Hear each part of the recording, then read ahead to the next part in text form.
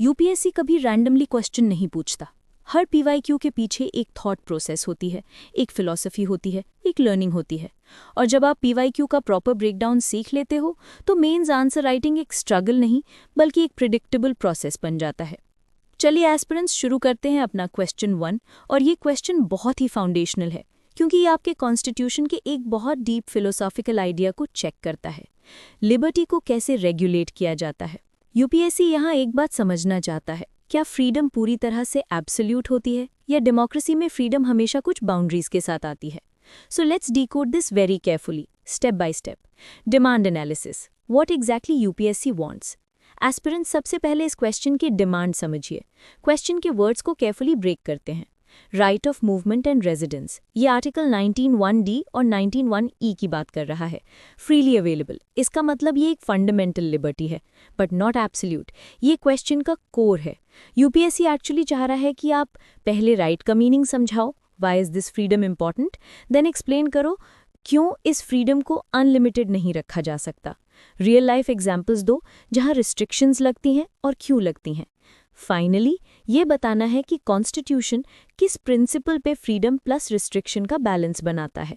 अगर आप ये चारों चीजें एक्सप्लेन कर देते हो, this answer becomes high scoring high quality UPSC material. Introduction, aspirants introduction लिखने से पहले एक चीज याद रखिए, intro should always set the context, या तो कॉन्स्टिट्यूशनल बेसिस या कोर कॉन्सेप्ट या एक simple illustration.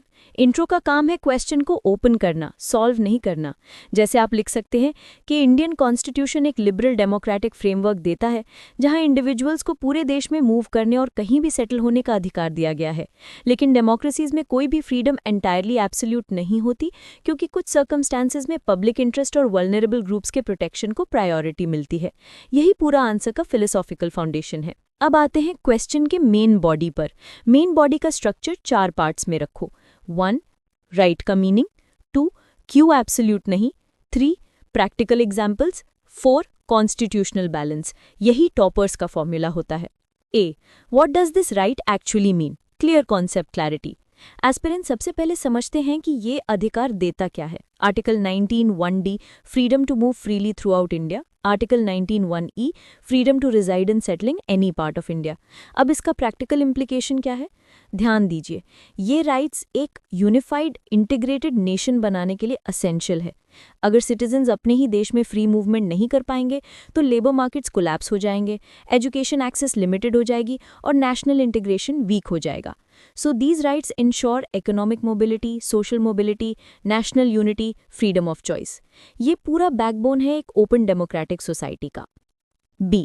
Why these rights cannot be absolute? The constitutional logic. अब आते हैं सबसे इंपॉर्टेंट पॉइंट पर, क्यों ये राइट्स एब्सोल्यूट नहीं हो सकते। एस्पिरेंट्स ध्यान से सुनिएगा।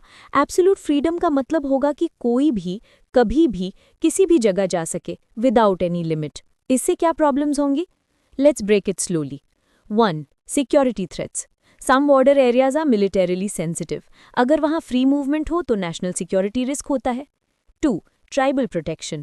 आदिवासी एरियाज में आउटसाइडर्स का uncontrolled movement land alienation, exploitation और कल्चरल लॉस को बढ़ा देता है। इसलिए कॉन्स्टिट्यूशन ने 5th and 6th शेड्यूल के थ्रू प्रोटेक्शंस दिए हैं। 3. Ecological vulnerability. Fragile ecosystems, coral islands, biosphere reserves, national parks में स्ट्रिक्ट रेगुलेशन, अगर पब्लिक को अनलिमिटेड एक्सेस दिया जाए तो इकोसिस्टम कोलैप्स हो सकता है। 4. Public order. Curfew, prohibitory orders, public order maintain करने के लिए मूवमेंट रेगुलेट करना पड़ता है। इसलिए कॉन्स्टिट्यूशन कहता है freedom exists but with reasonable restriction. C. Real life examples must mention for high marks. अब कुछ प्रैक्टिकल एग्जाम्पल्स देखते हैं। ये एग्जाम्पल्स आपके आंसर की बैकबोन बन जाते हैं। Inner line permit, Nagaland, Mizoram, Arunachal में आउटसाइडर्स को परमिट चाहिए। पर्पस है ट्राइबल आइडेंटिटी, कल्चर और लैंड को प्रोटेक्ट करना।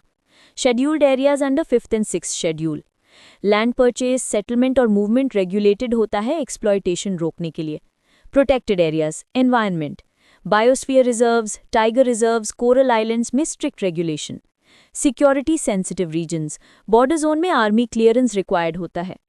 कर्फ्यू या prohibitory orders, public order maintain करने के लिए लोकल मूवमेंट टेम्परेरीली रिस्ट्रिक्ट होती है। These examples show how freedom plus restriction equal to balanced governance. D. How Constitution balances this freedom. Very important conceptual part. Aspirants ये UPSC का favourite section है. The principle behind the law. Article 19(5) कहता है state can impose reasonable restrictions to protect public interest, tribal communities, security, environment. और court ensure करते हैं कि restrictions arbitrary ना हो, एक्सेसिव ना हो, पर्पस लेजिटिमेट हो, फ्रीडम का कोर वायलेट ना हो. इससे क्या होता है? Freedom preserved but misuse prevented. यही मैच्योरिटी है इंडियन डेमोक्रेसी की. डायग्राम. किसी भी आंसर में जितना कंटेंट इंपॉर्टेंट है उतना आंसर का प्रेजेंटेशन भी जरूरी है. आंसर में एक डायग्राम, फ्लो चार्ट ऐड करने की कोशिश करें. डायग्राम एग्जामिनर को इंस्टेंटली दिखाता है कि आपने कोर लॉजिक समझा है. अब समझते हैं क्वेश्चन का लास्ट पार्ट. कंक्लूजन हमेशा बैलेंस्ड होना चाहिए. न फुल्ली प्रो फ्रीडम, न फुल्ली प्रो रिस्ट्रिक्शन. बस एक मैच्योर डेमोक्रेटिक बैलेंस दिखाइए. आखिर में एस्पिरेंट्स ये समझना जरूरी है कि फ्रीडम का मतलब अनकंट्रोल्ड लिबर्टी नहीं होता. इंडियन कॉन्स्टिट्यूशन फ्रीडम देता है, पर उस फ्रीडम को सोशल रिस्पॉन्सिबिलिटी और कलेक्टिव इंटरेस्ट के फ्रेमवर्क के अंदर ऑपरेट करने के लिए गाइड भी करता है. इसी बैलेंस से एक मैच्योर, स्टेबल और फेयर डेमोक्रेसी बनती है. एस्पिरेंट्स, इस क्वेश्चन में कंटेंट के साथ साथ स्ट्रक्चर मैटर करता है. अगर आपने इंट्रो, एक्सप्लेनेशन, एग्जाम्पल्स, रिस्ट्रिक्शंस का लॉजिक और एक स्मॉल डायग्राम ऐड किया, then this becomes a full mark answer. चलिए एस्पिरेंट्स, शुरू करते हैं अपना क्वेश्चन 2. और ये क्वेश्चन भी एक फाउंडेशनल पार्ट कवर करता है, क्योंकि ये हमारे पार्लियामेंट्री सिस्टम के एक बहुत यूनिक और सोफिस्टिकेटेड डिज़ाइन को चेक करता है. वाइस प्रेसिडेंट का राज्यसभा के चेयरमैन के रूप में क्या रोल होता है? यूपीएससी यहाँ एक बात समझना चाहता है, क्या ये रोल सिर्फ सेरेमोनियल है या पार्लियामेंट्री फंक्शनिंग का एक सेंट्रल पिलर है? So aspirants, let's break this down step by step. Demand analysis. What UPSC exactly wants? Aspirants, सबसे पहले इस क्वेश्चन का कोर समझिए. इस क्वेश्चन को वर्ड्स में ब्रेक करते हैं. Role of vice president means functions, responsibilities, significance. As chairman of Rajya Sabha means specific presiding officer role. Discuss means balanced explanation, achievements plus limitations. UPSC actually चाह रहा है कि आप एक्सप्लेन करें वाइस प्रेसिडेंट को राज्यसभा का चेयरमैन बनाया ही क्यों गया, इस कॉन्स्टिट्यूशनल डिज़ाइन का लॉजिक क्या है. देन डिस्क्राइब करें chairman as a presiding officer क्या क्या फंक्शंस परफॉर्म करता है. रियल लाइफ पार्लियामेंट्री रोल्स बताएं.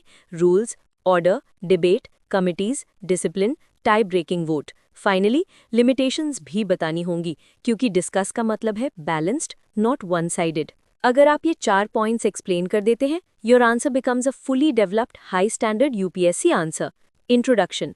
Aspirants, intro should only set the context. Intro का काम कंसेप्ट खोलना, पूरा रोल नहीं लिस्ट करना. जैसे आप लिख सकते हैं, the vice president of India acts as the ex officio chairman of the Rajya Sabha under article 64. In this role he ensures smooth conduct, neutrality and procedural discipline in the functioning of the upper house. यही पूरा answer का constitutional foundation है. Main body, structured in 4 parts. Topper's formula: 1. Constitutional basis, 2. Functional role, 3. Neutrality and federal importance, 4. Limitations. A. Constitutional basis, clear concept, clarity. Aspirants, सबसे पहले समझते हैं कि vice president Rajya Sabha का चेयरमैन क्यों होता है. आर्टिकल 64 के तहत वाइस प्रेसिडेंट ऑटोमेटिकली राज्यसभा का प्रिजाइडिंग ऑफिसर बन जाता है. इस डिज़ाइन के 2 मेजर ऑब्जेक्टिव्स हैं. पॉलिटिकल न्यूट्रलिटी, वाइस प्रेसिडेंट किसी मिनिस्ट्री में नहीं होता, कैबिनेट का पार्ट नहीं होता. ये इंश्योर करता है कि राज्यसभा का हेड पार्टिजन प्रेशर से मुक्त रहे. Stability and continuity, Lok Sabha dissolve हो सकते हैं, राज्यसभा नहीं, और वाइस प्रेसिडेंट का टेन्योर फिक्स होता है, इसलिए अपर हाउस का फंक्शनिंग किसी पॉलिटिकल शिफ्ट से डिस्टर्ब नहीं होता. ये अरेंजमेंट बायकैमरलिज्म को स्ट्रेंथन करता है. Stability and continuity, what responsibilities VP performs daily. Aspirants, अब आते हैं प्रैक्टिकल फंक्शनिंग पर. चेयरमैन का रोल सिर्फ बैठना और गैवल चलाना नहीं होता, ये एक highly technical procedure heavy position है. कंडक्टिंग डेली प्रोसीडिंग्स, कौन बोलेगा, कितने टाइम के लिए बोलेगा, डिबेट का ऑर्डर क्या होगा, सब चेयरमैन डिसाइड करता है. Maintaining order and discipline, disruptions, sloganeering, unparliamentary behaviour, chairman उन पर स्ट्रिक्ट एक्शन ले सकता है. Deciding admissibility of motions, short duration discussion, adjournment motions, calling attention, chairman की परमिशन के बिना कुछ नहीं होता. Referring bills to committees, legislative scrutiny के लिए बिल्स को अप्रोप्रिएट कमिटी भेजना. Ensuring smooth legislative business, debates को प्रोडक्टिव बनाने का काम चेयरमैन करता है. ये सारे रोल्स राज्यसभा को फंक्शनल बनाते हैं. C. Ensuring neutrality and federal balance, most important dimension. Aspirants, इस रोल का सबसे क्रिटिकल पार्ट न्यूट्रलिटी है। चेयरमैन पूरे हाउस के लिए इम्पार्शियल अंपायर की तरह काम करना होता है। वाइस प्रेसिडेंट किसी पॉलिटिकल अलायंस का हिस्सा नहीं होता, तो राज्यसभा डिस्कशंस में एक अनबायस्ड प्रिजाइडिंग ऑफिसर मिल जाता है। फेडरल इंपॉर्टेंस, राज्यसभा स्टेट्स की वॉइस है। अगर चेयरमैन पार्टिजन हो तो स्टेट्स की ऑटोनॉमी कॉम्प्रोमाइज हो जाएगी, इसलिए वीपी की न्यूट्रलिटी फेडरेशन को प्रोटेक्ट करती है। D. Limitations, UPSC wants a balanced view. Aspirants, UPSC में एक तरफ एक्सप्लेनेशन देना इनफ नहीं होता, लिमिटेशंस भी मेंशन करनी होती है। चेयरमैन वोट नहीं करता एक्सेप्ट टाई ब्रेकिंग, इससे लेजिस्लेटिव इन्फ्लुएंस लिमिटेड हो जाता है। गवर्नमेंट बिजनेस शेड्यूल डोमिनेट करता है, एजेंडा गवर्नमेंट सेट करती है, chairman independent legislative business create नहीं करता। Committee related role limited, chairman committee formation influence करता है पर उनके इंटरनल डिसीजंस में रोल नहीं होता। Constitutional power but political constraints, अगर मेजॉरिटी गवर्नमेंट अग्रेसिव हो तो चेयरमैन के ऑप्शंस लिमिटेड हो जाते हैं। These limitations ensure the answer stage balanced. Diagram, aspirants, किसी भी पॉलिटी आंसर में एक सिंपल डायग्राम प्रेजेंटेशन वैल्यू बढ़ा देता है। कंक्लूजन, आखिर में एस्पिरेंट्स, वाइस प्रेसिडेंट का राज्यसभा चेयरमैन का रोल सिर्फ पार्लियामेंट्री प्रोसीजर का नहीं, बैलेंसिंग न्यूट्रलिटी और डिग्निफाइड डिबेट का रोल है। ये ऑफिस इंडियन पार्लियामेंट को स्टेबिलिटी देता है और अपर हाउस को एक इम्पार्शियल लीडर प्रोवाइड करता है। अगर आपने constitutional basis, functional roles, neutrality और लिमिटेशंस को टच कर लिया तो ये आंसर यूपीएससी लेवल पे कंप्लीट माना जाता है। एस्पिरेंट्स, याद रखिए, structure plus clarity plus neutrality equal to high marks. अगर आपने intro, functional roles, neutrality, limitations और एक स्मॉल डायग्राम ऐड किया तो ये एक full mark high quality mains answer बन जाता है। एस्पिरेंट्स, अब जब हमने दोनों पीवाईक्यूज को डिटेल में समझ लिया, अब बारी है एक्चुअल आंसर राइटिंग प्रैक्टिस की। मेंस में मार्क्स कंटेंट से नहीं, राइटिंग डिसिप्लिन से आते हैं, इसलिए आज आपके लिए होमवर्क भी है। Write the full answer for both PYQs. Question 1, right to movement and residence. Question 2, role of vice president as Rajya Sabha chairman. इन दोनों आंसर्स को 150 वर्ड्स में यूपीएससी स्ट्रक्चर के साथ लिखिए। Practice questions for you based on today's PYQs. Same theme पर लिखने से कंसेप्चुअल क्लैरिटी डीपन होती है। Practice question 1. Explain how the concept of reasonable restrictions under Article 19 reflects the balance between individual liberty and social welfare in India. Practice question 2. Discuss the significance of having a politically neutral presiding officer in the Rajya Sabha. How does it strengthen India's federal structure? आप अपने answers लिखकर हमारे Telegram group में upload करें। वहां पर आपको model answer PDF, diagrams और पीयर रिव्यू सब मिल जाएगा। आंसर राइटिंग इंप्रूव तभी होती है जब आप लिखते हैं, सबमिट करते हैं और फीडबैक लेते हैं। एस्पिरेंट्स, कंसिस्टेंसी ही मेंस प्रिपरेशन का सबसे बड़ा हथियार है। डेली इवन 1-2 आंसर्स लिखना आपको थाउजेंड्स के क्राउड से अलग कर देता है। So go ahead, write these answers, submit them and level up your mains preparation.